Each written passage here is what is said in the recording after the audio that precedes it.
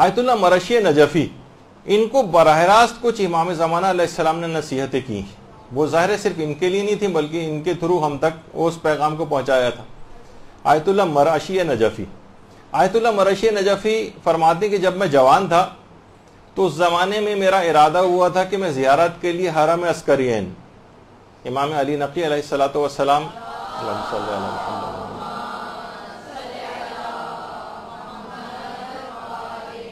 اور امام حسن عسکری علیہ الصلوۃ والسلام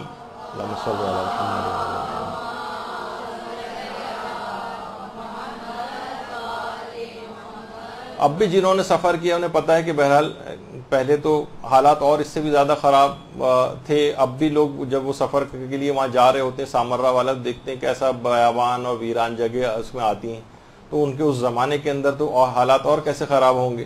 اب تو ماشاءاللہ یہ جو حرم عسکرین ہے اب تو نئی زری بھی وہاں پر جو ہے وہ لگی ہے، اور اندر جو تو ایک درود بھیجیے محمد علیہ محمد صلی اللہ علیہ وسلم۔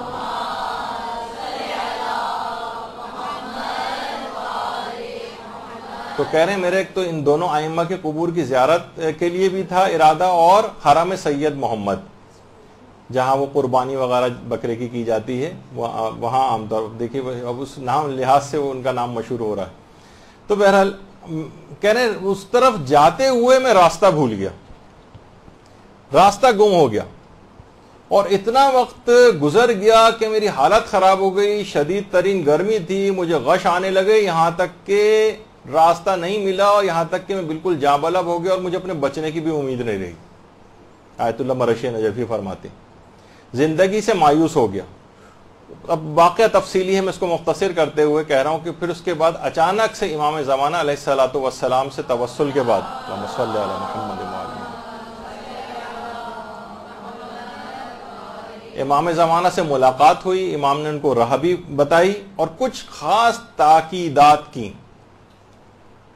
وہ تاکیدات جو کتاب ہے قبسات، جو سید عادل علوی جو خود ان کے شاگردوں میں سے رہے ہیں، انہوں نے باقاعدہ اس کے اندر اس کو جمع کیا ہے، قبسات کو، قبسات میں وہ سب چیزیں جمع کی ہیں، اور اس کا اردو ترجمہ بھی خورشید فقاہت کے نام سے ہو چکا ہے۔ یہ اگرچہ کتاب بہت زیادہ اویلیبل مارکیٹ میں نظر نہیں آتی، پرانی کسی کے پاس رکھی ہو، تو کسی کو کوئی انٹرسٹ بھی نہیں ہے، تو اس لحاظ سے کتابیں دوبارہ چھپی بھی نہیں ہیں۔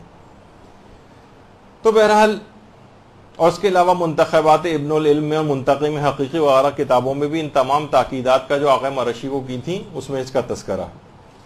فرماتے ہیں کہ امام زمانہ علیہ السلام نے خاص طور پر مجھے تلاوت قرآن کرنے کی نصیحت کی، کہا کہ تلاوت قرآن کو لازمی کرو۔ اچھا کتنی دیکھیے ہماری اپنی زندگیوں میں ہم دیکھتے ہیں کہ تلاوت قرآن ختم ہوتی چلی جا رہی، بس رمضان آتا ہے تو تھوڑا بہت قرآن ہاتھ میں اٹھا لیتے ہیں، ورنہ قرآن ویسے ہی بند رکھا رہتا ہے۔ بلکہ کہیں وہ لطیفہ بھی پڑھ رہا تھا کہ کوئی دادی اماں اپنے پیسے جو قرآن کے اندر چھپا کے رکھ رہی تھیں، تو کہا کہ دادی اماں یہ کہاں آپ رکھ رہی ہیں؟ کہاں بیٹا مجھے یقین ہے کہ تم لوگ اس کتاب کو کبھی کم کھولو گے نہیں، اس وجہ سے محفوظ ترین جگہ یہی نظر آ رہی ہے۔ تو بہرحال یہ حالت ہو گئی ہے لوگوں کی۔ تو ایک عجیب ورنہ بہار ہے قرآن کی لوگوں کی زندگیوں میں، اس لحاظ سے قرآن رائج رہے، نوجوان بچے قرآن کو پڑھیں اور ان کو اس طرح کے مواقع میسر ہوں، ایسے پروگرامز ان لوگوں کے لیے کروائے جائیں، اجتماعی جو ہے تلاوت قرآن کے سلسلے میں جو ہے حرموں کے اندر بھی جو ہے اس طرح سے تقاریب منعقد ہوتی ہیں، لوگوں کے اندر بیدار کرنے کے کچھ ایسے اقدامات ہونے چاہیے۔ تو امام نے ایک تو تلاوت قرآن کی بہت تاکید کی۔ اس کے علاوہ امام زمانہ علیہ السلام نے نماز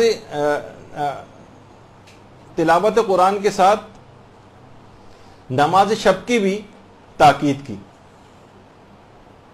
اور بلکہ نماز شب اور تلاوت قرآن کے لیے امام نے فرمایا کہ اے سید، ایک جملہ کہا، اے سید ان اہل علم پر افسوس ہے کہ وہ خود کو ہم سے نسبت دیتے ہیں اور ان اعمال کو انجام نہیں دیتے۔ تو خاص طور پر جو دینی طالب علم ہیں یا جو اہل علم حضرات ہوں، وہ تو علی الخصوص کبھی بھی نماز شب کو اور تلاوت قرآن کو فراموش نہ کریں۔ امام زمانہ نے باقاعدہ شکایت کی ہے اہل علم افراد کی کہ یہ خود کو ہم سے نسبت دیتے ہیں اور ان دونوں چیزوں سے غافل ہیں، یعنی تلاوت قرآن اتنی انجام نہیں دیتے اور نماز شب نہیں پڑھتے۔ اس کے بعد ہے زیارت قبور ائمہ اور اولاد ائمہ کی تاکید کی امام نے۔ اب تو ماشاءاللہ اس میں لوگ جانے لگے ہیں. البتہ قبور ائمہ لیکن ایران وغیرہ جاتے ہیں تو وہاں پہ لوگ کبھی کوئی لے جانا بھی چاہے کہ چلیں یہاں پہ بہت سے امام زادوں کی قبور بھی ہیں, وہاں چلیں تو لوگ زیادہ انٹرسٹ نہیں لیتے. امام نے اولاد ائمہ کی قبور کی زیارت کی بھی تاکید کی کہ ان کی قبور پہ بھی جایا جائے. اس کے علاوہ پھر امام نے احترام ذریت سادات کی تاکید کی. اب میں اس کی تفصیل میں نہیں جا رہا, نہ ان کے الفاظ نقل کر رہا ہوں, صرف ہیڈنگز آپ کو بتا رہا ہوں کہ بس کافی ہے کہ امام نے تاکید کی ہے تو ہمیں اس کو. اچھا, اس میں بھی اب آج کل لوگ اس طور پر لے کے آنے لگے ہیں کہ ان کی لحاظ سے سادات کی فضیلت کا انکار, کہ بس یہ سادات دیکھی, ٹھیک ہے یہ یقینی بات ہے کہ سادات کو بھی اپنی نسبت کا احترام کرنا چاہیے اور اپنے آپ کو حرام سے بچانا چاہیے, ان کی ذمہ داری زیادہ ہے, کیونکہ فضیلتوں کا حامل ہونا ذمہ داریوں کو کمی نہیں کرتا ہے. تو جتنی فضیلت آپ کی ہوگی اتنا ہی ذمہ داریوں کو ادا کرنا پڑے گا. وہ ایک اپنی الگ جگہ بات ہے, لیکن دیگر افراد کو چاہیے کہ ان کی بہرحال عزت و احترام میں کمی نہ کرے. امام نے اس کی تاکید کی ہے. اور اس کے علاوہ جو دیگر علماء کی قبور ہیں, شہداء کی قبور ہیں, صالحین کی قبور ہیں, وہاں بھی ضرور گاہے بگاہے زیارت کے لیے جائیں. کتنے افراد ہیں, اپنے رشتہ دار ہیں, لوگ سالہ سال اپنے والدین کی قبروں پر نہیں جاتے ہیں, سالہ سال گزرتے چلے جاتے ہیں, جب وہاں قبروں سے اندازہ ہو رہا ہوتا ہے کہ یہاں سالوں سے کوئی نہیں آیا ہے. تو بہرحال اس کی تاکید امام نے کی. عورتیں بھی قبرستان جا سکتی ہیں, اپنے نجاست کی حالت میں بھی جا سکتی ہیں. لوگ اتنے زیادہ سوال پوچھتے ہیں کہ بیچ میں چلیں یہ والا فقہی مسئلہ بھی آ گیا. اس کے علاوہ امام نے خاص طور پر آیت اللہ مرشی کو اس بات کی تاکید کی کہ امیر المومنین علیہ السلام کا جو خطبہ شقیہ ہے, اللہم صلی علی محمد وعلی محمد, حضرت امیر کے اس خطبے کو حفظ کرنے کی تاکید کی. اور ایران میں باقاعدہ اس کے پروگرامز بھی ہوتے ہیں, خطبہ شقیہ باقاعدہ طالب علموں کے لیے, حتیٰ کہ استادوں تک کے لیے اس کا مقابلے ہوتے ہیں کہ جو بھی کرے گا اس کو اس میں انعامات بھی لکھے ہوتے ہیں. اسے زیارت کربلا کے لیے بھیجا جائے گا, مشہد کی زیارت کے لیے بھیجا جائے گا, اور مختلف جو ہے اس طرح کے ان کو انعامات, مقابلے کی فضا, تاکہ لوگوں کے اندر. یہاں پہ بھی ہمارے جو مدرسے کے مسئولین ہیں, میں بہرحال ان سے یہی درخواست کروں گا کہ بچوں میں اس طرح کی چیزیں, کہ خود حضرت حجت نے باقاعدہ کہا کہ خطبہ شقیہ جو ہے اس کا جو متن عربی والا ہے اور اس کا ترجمے کے ساتھ اس کو جو ہے حفظ کریں. تو ایک اس کی تاکید کی. اس کے علاوہ حضرت حجت نے خطبہ حضرت زینب سلام اللہ علیہ کے حفظ کی تاکید کی ہے جو دربار میں دیا تھا. اللہم صلی علی محمد.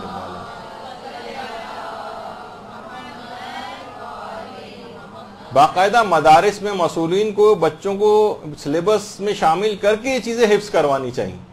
امام زمانے کی خواہش تھی کہ آیت اللہ مرشی نجفی تک سے یہ بات کہی. اور اسی طریقے سے امام نے خاص طور پر والدین کی خدمت کی تاکید کی ہے, خواہ وہ زندہ ہوں یا مر گئے ہوں. اب مرنے کے بعد خدمت کیسے ہوگی؟ یقیناً ان کے واجبات کو انجام دینا, ان کے لیے دعائے خیر کرنا, ان کے لیے تلاوت قرآن کرنا, ان کے لیے اعمال صالحہ انجام دینا, ان کے لیے حج و عمرہ و زیارات کا ثواب کو ہدیہ کرنا وغیرہ وغیرہ, جتنی بھی چیزیں خواہ زندہ ہوں خواہ انتقال کر گئے ہوں, خاص طور پر تاکید کی ہے. اور ایک اور چیز جس کا آج کل بڑا مذاق اڑایا جانے لگا ہے, امام زمانہ علیہ السلام نے آیت اللہ مرشی سے کہا کہ ایک عقیق جس پر 14 معصومین کے نام کندہ کیے جائیں اور اس کو میت کے منہ میں رکھنے کی تاکید کی. اور الحمدللہ مدرسے کو بھی افتخار رہا ہے کہ باقاعدہ ہم نے اس میں اپنے کفن بیگ کے اندر عقیق کے اوپر باقاعدہ پرنٹنگ کروا کے ائمہ کے نام اور وہ اس میں, تاکہ مردے کے منہ میں رکھا جا سکے. اور اس چیز کو آغا سیستانی نے بھی, اور جتنے مراجع جنہوں نے العروۃ الوثقی پہ حاشیہ لکھا ہے, سب نے اس کی تاکید کی اور عروہ کے اندر اس کو جو ہے نقل کیا. امام زمانہ نے الگ سے آیت اللہ مرشی کو اس بات کی تاکید کی تھی کہ, اور ابھی بھی کسی کو چاہیے تو ہمارے یہاں مدرسے سے اویلیبل ہوتا ہے, کوئی الگ سے کسی کے پاس کفن موجود بھی ہے تو الگ سے بھی عقیق لے سکتا ہے. اچھا, پھر اس کے بعد امام زمانہ علیہ السلام نے نماز جماعت میں شرکت کی تاکید کی. اس میں بھی جتنی ممکن ہو سکے, اور بہرحال کچھ ایسے انتظامات مساجد کے اندر کرنے چاہیے کہ بہت زیادہ گھنٹہ بھر ایک مسجد کے اندر نماز کے اوقات میں لگ جاتا ہے, تو لوگ عام طور پر اس وجہ سے بھی اس میں شریک نہیں ہو پاتے ہیں. جس قدر ممکن ہو اختصار کے ساتھ، ایران میں اس طرح سے ہوتا ہے کہ بس اختصار کے ساتھ نماز ہوئی اور ختم ہو گئی تاکہ لوگ آرام سے آ جا سکیں، گھنٹہ بھر نہ لگے، تاکید کی. اس کے علاوہ امام نے فقہ، حدیث اور تفسیر قرآن کے مطالعے کی تاکید کی. روزانہ کی بنیاد پر فقی مسائل، احادیث مبارکہ، تفسیر سے ایک نہ ایک صفحہ آپ ضرور پڑھنے کی عادت ڈالیں. امام زمانہ کی خواہش ہے، امام زمانہ ہم سے یہ چاہتے ہیں. اس کے علاوہ امام نے نہج البلاغہ اور صحیفہ کاملہ کا مطالعہ کرنے اور اس کی دعاؤں کو حفظ کرنے کی تاکید کی. مثلا بچوں کو واقعتاً دعائے عافیت ہے، والدین کے حق کی دعا ہے، یا جو بڑے ہو گئے ہیں ان کے لیے اپنی اولاد کے حق کی دعا ہے، موت کو یاد کرنے کے لحاظ سے ایک دعا ہے. کتنی صحیفہ کاملہ کے اندر اگر آپ دیکھیں، نہج البلاغہ کے اندر کلمات قصار، کتنے قیمتی امام کے جملے اس کے اندر ہیں. باقاعدہ کورس سلیبس کے اندر یہ چیز شامل ہونی چاہیے. ان دعاؤں کو باقاعدہ بچے آپ دیکھیں کتنے بڑی بڑی چیزیں، اتنی موٹی موٹی کتابیں پوری حفظ کر لیتے ہیں، تو یہ ایک دو صفحے کی چیزیں، دعائیں نہیں یاد کر سکتے. وہ بالکل کر سکتے ہیں، بس ہم اس میں دلچسپی نہیں لیتے. اچھا، اس کے بعد واقعہ بڑا تفصیلی ہے. بہرحال آخر میں آیت اللہ مرشی نجفی نے کہا کہ مولا مجھے کچھ دعا دیجیے اس ملاقات میں. امام علیہ السلام نے پھر آیت اللہ مرشی نجفی کے لیے دعا کی اور اپنے دستے دعا کو بلند کیا اور یہ دعا دی کہ پروردگارہ تجھے اپنی پیغمبر اور ان کی آل کا واسطہ اس سید کو دین کی خدمت کی توفیق عطا فرما.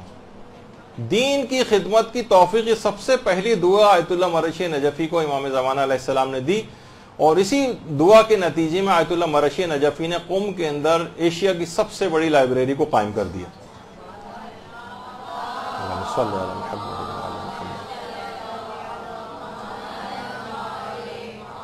حرم معصوم قم سلام اللہ علیہ کے بالکل سامنے ان کی قبر بھی ہے، آیت اللہ مرشی نجفی کے ان کا کتاب خانہ بھی ہے، جہاں پر اور بہترین بہت ہی بڑی لائبریری جو ہے وہاں پر قائم کی گئی. اور اس کے بعد امام زمانہ علیہ السلام نے اگلی دعا یہ کی کہ پروردگارہ اسے مناجات کی لذت و شیرینی عطا فرما. یہ بہت بڑی دعا ہے کہ جب بھی آیت اللہ مرشی نجفی اکثر و بیشتر ہاتھ میں بس ان کے رومال رہتا تھا اور اپنے آنسو پوچھتے رہتے تھے. انتہائی رقیق القلب، ہر وقت گویا آنسو آنکھوں کے اوپر رکھے رہتے تھے. مناجات کی ایسی لذت اور ایسی شیرینی عطا ہوئی تھی امام زمانہ کی دعا کے نتیجے میں. اور کہا کہ پروردگارہ اس کے لیے اس کی محبت لوگوں کے دلوں میں قرار دے اور اس کو ہر طرح کے شیطانی شر سے محفوظ فرما، خصوصاً حسد سے. الگ سے دعا کی، کیونکہ علماء کے لیے روایتوں میں ہے کہ جو صاحبان علم ہوتے ہیں ان میں آپس میں ایک حسد کی کیفیت پیدا ہو جاتی ہے، تو کہیں خدا نخواستہ علم کے بڑھنے کے ساتھ یہ چیز پیدا نہ ہو جائے. بعض اوقات اپنے ہم درسوں کے ساتھ پیدا ہو جاتی ہے، بعض اوقات صاحبان علم کی آپس میں ہونے لگتی. اور اس کے بعد امام زمانہ علیہ السلام نے تحفے میں آیت اللہ مرشی نجفی کو خالص تربت امام مظلوم یعنی خاک شفا، اللہم صلی علی محمد و آل محمد، ایسی خالص تربت امام مظلوم دی کہ جس کے ساتھ کوئی اور خاک مخلوط نہیں تھی، بالکل خالص. آیت اللہ مرشی نجفی پوری عمر جب تک زندہ رہے اس خاک شفا کو اپنے جسم کے ساتھ لگا کر رکھتے تھے اور وصیت کر کے گئے تھے مرنے کے بعد میری قبر میں اس خاک شفا کو ڈالا جائے. آیت اللہ مرشی نجفی جس وقت قبر میں لٹایا گیا تھا ان کو اس کے بعد وہ خاک شفا ان کے چہرے کے سامنے اور ان کے گال کے نیچے اس خاک شفا کو رکھا گیا تھا. اور آیت اللہ مرشی نجفی نے صرف امام مظلوم کی نہیں بلکہ جتنے بھی ائمہ اطہار تھے ان سب کی قبور کی مٹی اپنی پوری زندگی میں مختلف کاوشیں کر کے جمع کی تھی. اور اس کے علاوہ آیت اللہ مرشی نجفی کو امام زمانہ علیہ السلام نے ایک عقیق کی انگوٹھی بھی تحفے میں دی تھی. اللہم صلی علی محمد و آل محمد. آیت اللہ مرشی نجفی اس عقیق کی انگوٹھی کو بھی ہمیشہ اپنے ساتھ رکھتے تھے اور کہتے تھے میں نے اس عقیق میں بہت ہی زیادہ آثار بزرگی اور کرامات کو مشاہدہ کیا. اچھا، اب آج کل ایک اور بھی چیز ہو گئی، یہ پھر آپ کو جگہ جگہ میں ان چیزوں سے آگاہ کرتا جاتا ہوں کہ عقیق کے خلاف بھی ایک کیمپین شروع ہوئی ہے کہ یہ پتھر ہے، یہ کہ لوگ اپنی زندگیوں پہ سوچتے ہیں کہ بڑا اثر انداز ہوتا ہے اور جو ہے یہ فضول لوگوں نے پہننا شروع کر دیا ہے اور اپنے حاجت روائی سے کرنے لگے بغیر جبکہ کسی کی نیت نہیں ہوتی ہے، کیونکہ حکم ہے اس کا اور اس کی خود خاص ان سے فوائد حاصل ہوتے ہیں نماز کے دوران جب بھی اس کو پہننے کا حکم ہے، تو اس کے خلاف بھی ایک چیز دیکھیں امام اس کی اہمیت کے پیش نظر امام نے وہ عقیق کی انگوٹھی تحفے میں دی تھی، اور خود آقا مرشی کہتے ہیں میں نے بہت آثار بزرگی اور اس میں کرامات مشاہدہ کی ہیں اس عقیق میں۔ برحمتك يا أرحم الراحمين وصلى الله على محمد وآله الطاهرين